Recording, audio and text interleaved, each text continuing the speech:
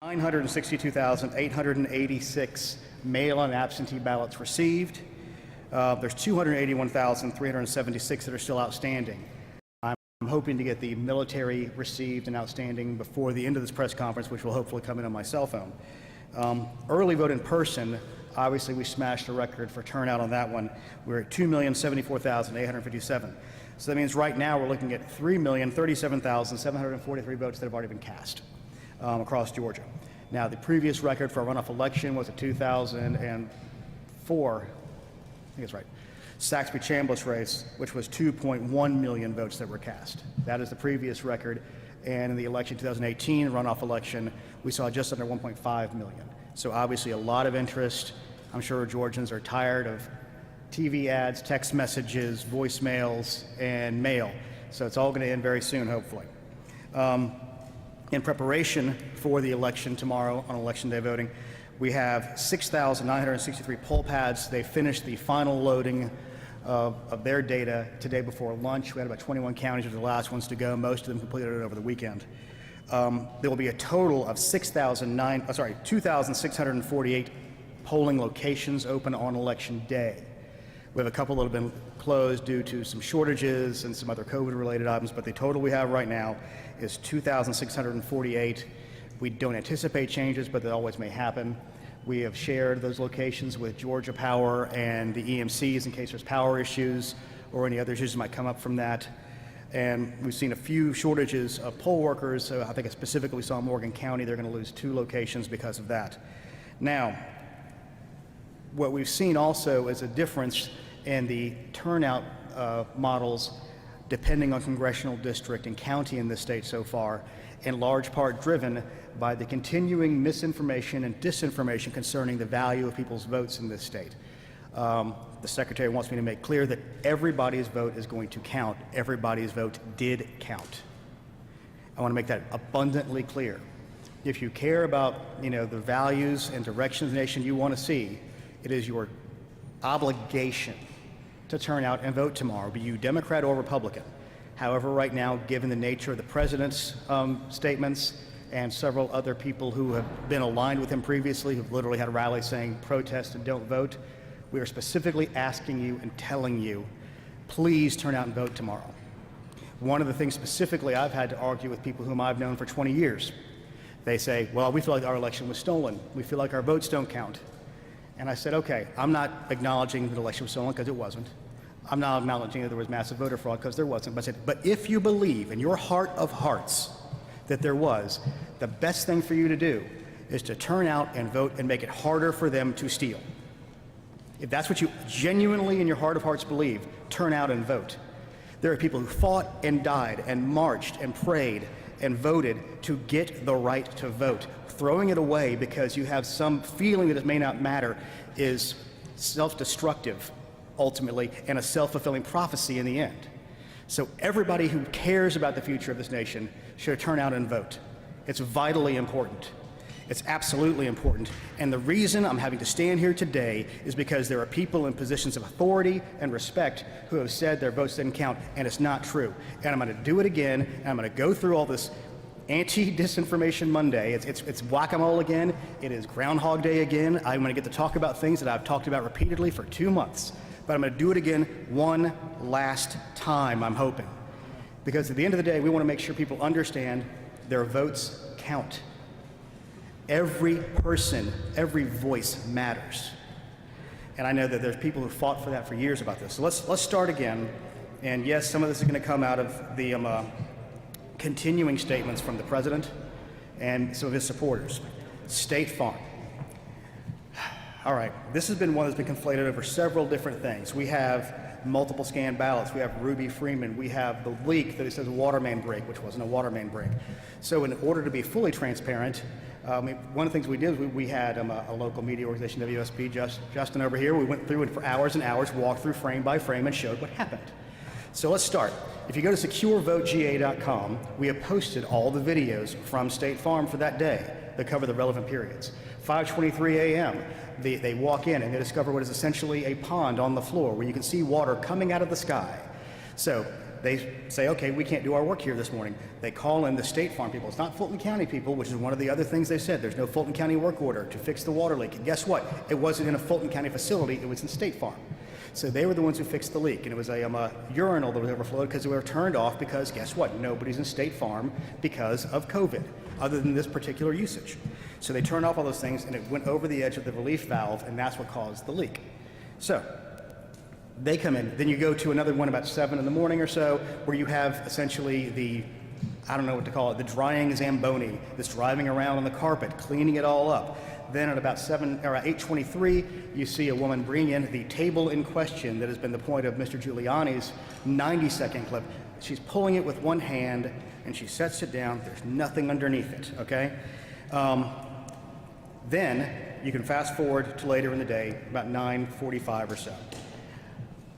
Everybody there are two groups of people there. There's cutters and there are scanners. What happened was the cutters began putting their stuff away because everybody was under the impression they were going to get home. We have discovered this. So they start putting covers over the cutting machines and everything. So then we see also, while the monitors and the press are still in the room, they bring out the carriers, which are normal absentee ballot carriers.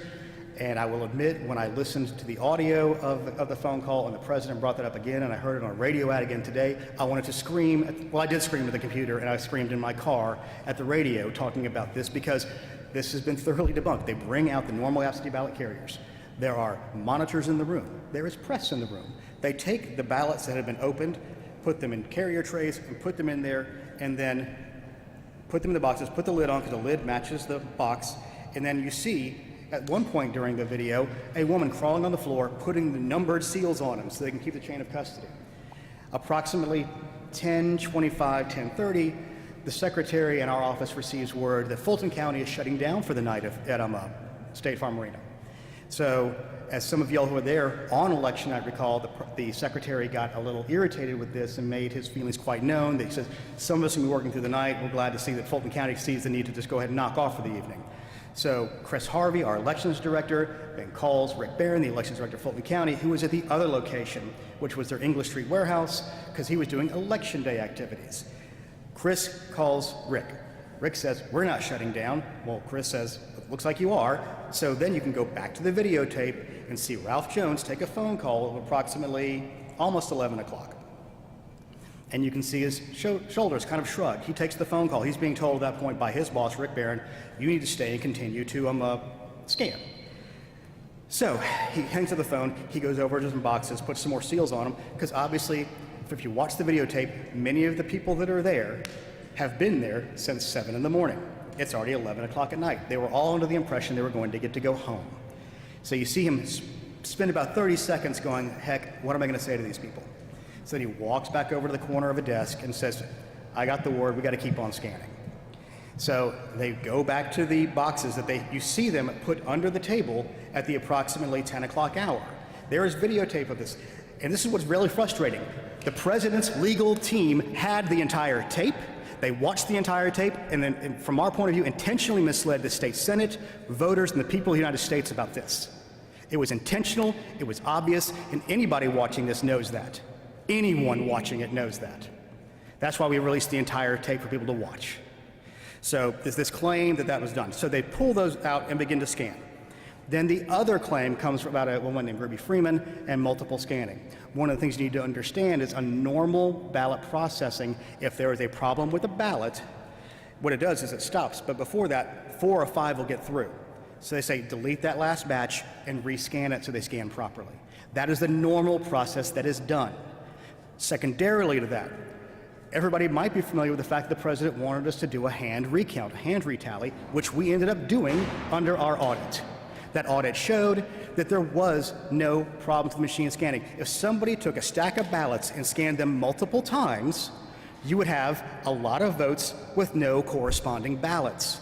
So let's go over the numbers one more time. Statewide, it was for the sheer number of ballots, they were off by 0.1053%. For the margin, they were off by 0.0099%, which shows that the machine scanned properly. Our counties did a great job of following these batches and doing the hand count properly, appropriately, with scrutiny and with observers.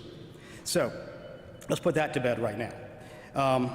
And one of the other things we did as part of our transparency is we have put all of those tally sheets online for every county so you can go through and look at them all.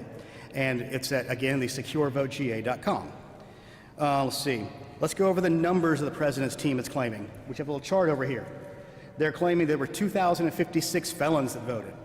Our research, and we have better data because we are directly tied to the state government on this, Department of Corrections, and the other department, which I can't remember what it's called right now. Basically, it tracks when people are on probation. There we go. We know exactly how many people voted for this. We have an hour bound of 74 potential people who were felons voted.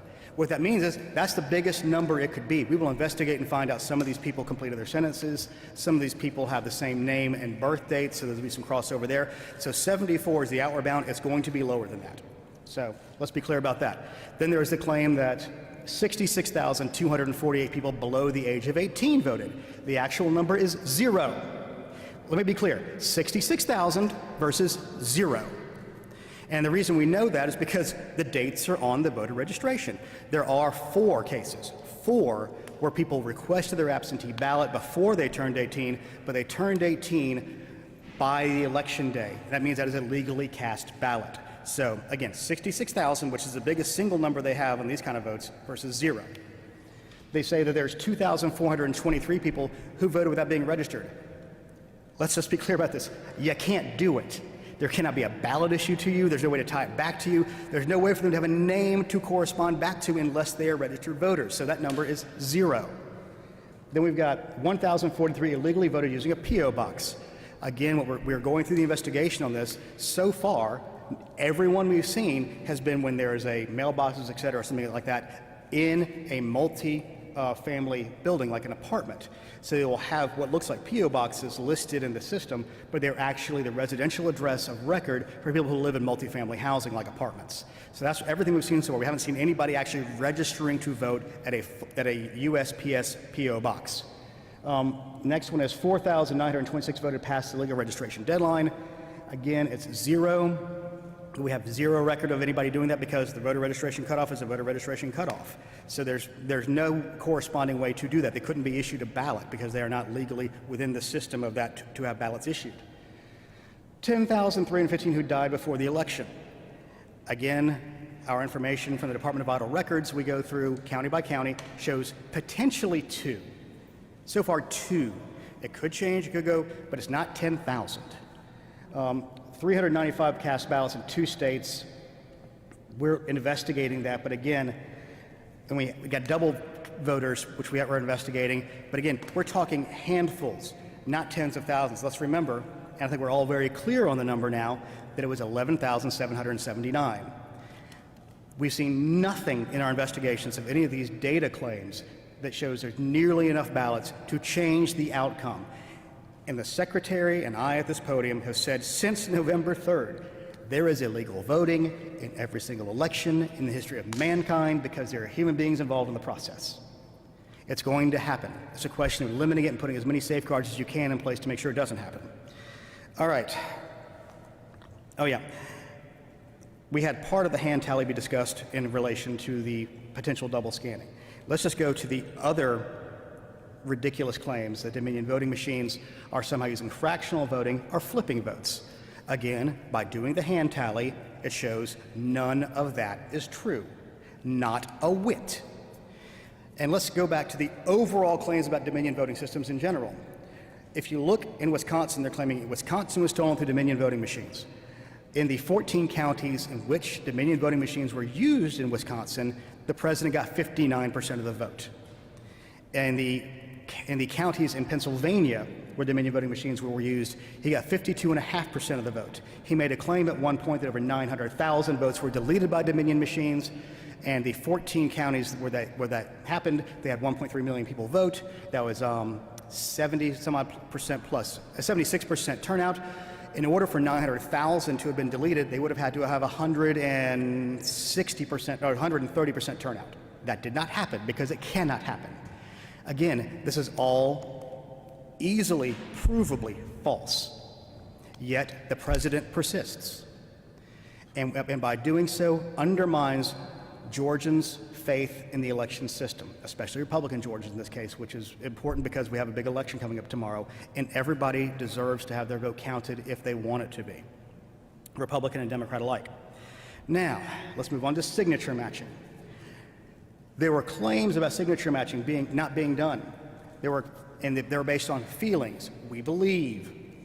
No specific evidence was ever brought up until in one of the Trump filings, there was a specific allegation the signature verification was not being done on the absentee ballot request form properly in Cobb County during the June primary. So that's the first time we had a specific actionable claim of signature match not being done. So with that in mind, the governor graciously offered to act to the secretary, and he discussed potentially using GBI resources. So we got GBI to come alongside Secretary of State investigators, multiple teams. Vic Reynolds stood here last week to announce the outcome of that.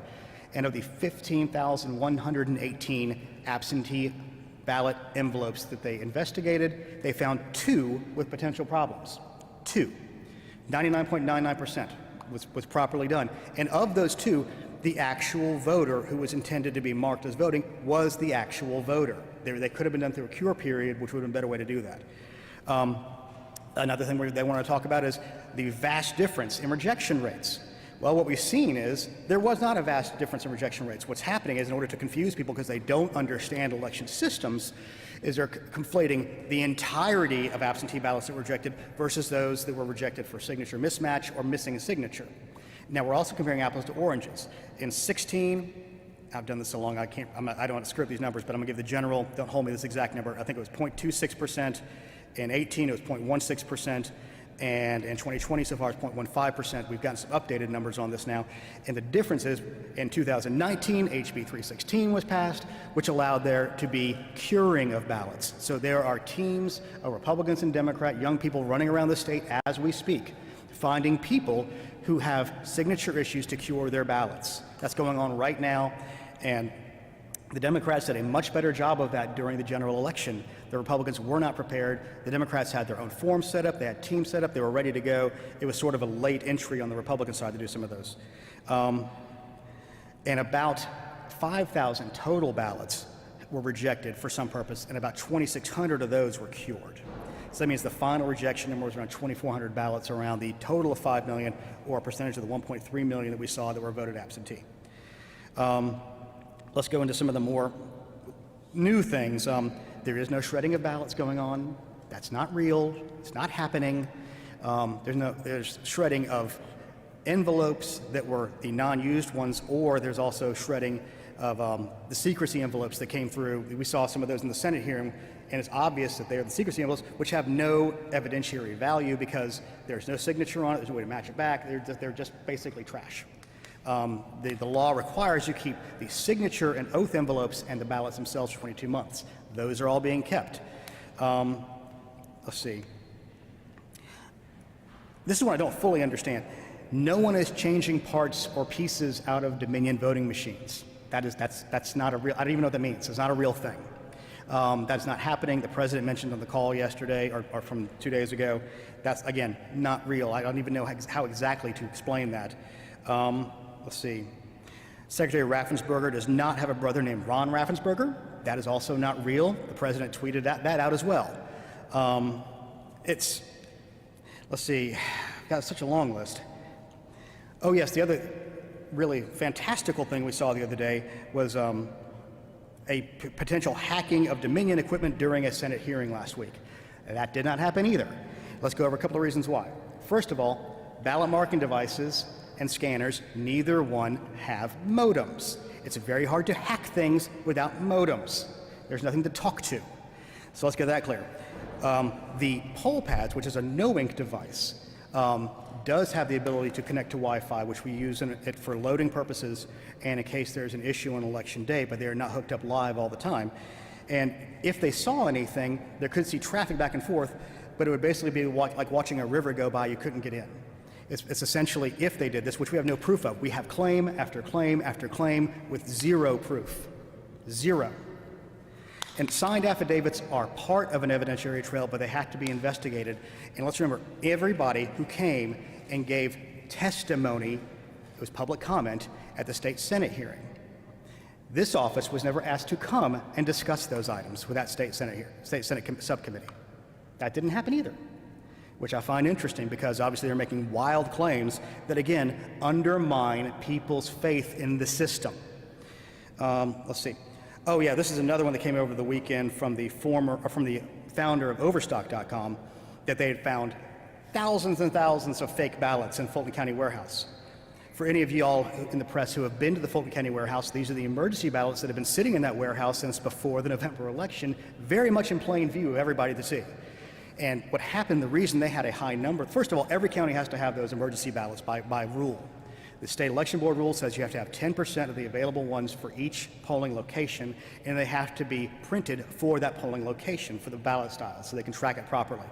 In Fulton County's case, y'all may remember that there was a COVID outbreak in their warehouse not long before the logic and accuracy testing period was happening for the general election. In a very wild abundance of caution, they had what they referred to as not Plan A, not Plan B, but they referred to it as Plan C, which was if we can't get people in to do the logic and accuracy testing on all of our equipment, we're going to print up 100% of our ballots we need to let hand-marked ballots be what we have to do if we cannot get the machines done. They did that out of an abundance of caution, given the unknowable unknowns surrounding COVID and their ability to get employees in to do that. They were thankfully able to get the employees in. Dominion staff came in to help them make sure they got the logic and accuracy test done, so they were able to deploy all of their BMDs and their BMD carriers and scanners, so they didn't have to use those ballots, but that's why those ballots existed. They are not fake ballots. They are real ballots. They are unused ballots. And what I find really interesting about this is they were in shrink-wrapped items in boxes that are sealed. What can you do with those? They're sitting right there. Everybody saw them. Let's see. Trying to think what other, here's part of the problem, y'all. I sit down and try to write down everything that we see that comes over the internet as a potential thing of disinformation. It gets exploded. We all look at these things. We know there's lots of bots that are doing it. We have foreign powers that are pushing some of these things at the same time. So here's the takeaway from all this. This office has been open and transparent. We are continuing investigations. There are questions about pristine ballots. That's one last thing, the pristine ballot thing. There are 3 reasons you can have the quote-unquote pristine ballot, which is essentially the absentee/emergency/provisional ballot.